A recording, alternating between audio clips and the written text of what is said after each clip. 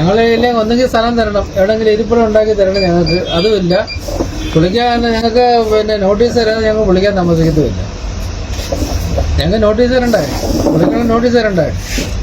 സാധനമെല്ലാം അവിടെ മാറ്റി വെക്കും.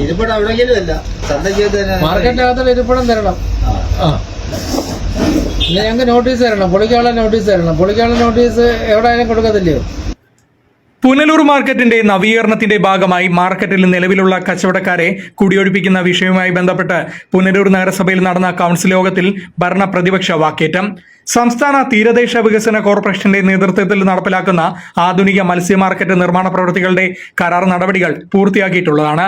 പഴയ കെട്ടിടങ്ങൾ ഉൾപ്പെടെയുള്ളവ പൊളിച്ചു മാറ്റിയാൽ മാത്രമേ സ്ഥലത്ത് പുതിയ നിർമ്മാണം ആരംഭിക്കാൻ സാധിക്കുകയുള്ളൂ. എന്നാൽ നിലവിലുള്ള കച്ചവടക്കാർ നാളിതുവരെ ഒഴിയാത്ത സാഹചര്യത്തിൽ അവരെ നീക്കം ചെയ്ത് നിർമ്മാണ പ്രവൃത്തികൾ ആരംഭിക്കുന്നതിനായി അടിയന്തര നടപടികൾ സ്വീകരിക്കുന്നതിന് വേണ്ടിയുള്ള അജണ്ടയാണ് കൗൺസിലിന്റെ പരിഗണനയ്ക്കായി വന്നത്.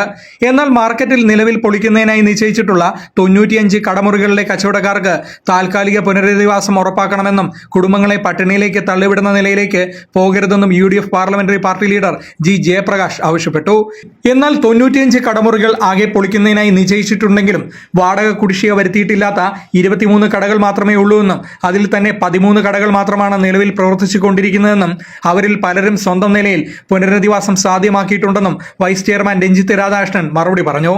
നിർമ്മാണ കാലാവധിയായി നിശ്ചയിച്ചിട്ടുള്ള 2 വർഷങ്ങൾ കഴിയുമ്പോൾ കടമുറികൾ ലേലം ചെയ്യുന്ന അവസരത്തിൽ ആർക്കൊക്കെ വീണ്ടും ലഭ്യമാക്കുമെന്ന വിവരം കൗൺസിലിൽ അറിയിക്കണമെന്ന് പ്രതിപക്ഷാംഗങ്ങൾ ആവശ്യപ്പെട്ടു. ഒന്നിലധികം മുറികൾ പലരും കൈവശം വെച്ചിട്ടുണ്ടെങ്കിലും അവർക്ക് ഒരു കടമുറി മാത്രമേ പിന്നീട് ലഭ്യമാക്കാൻ കഴിയുള്ളൂ എന്നും ഭരണപക്ഷം മറുപടി പറഞ്ഞു.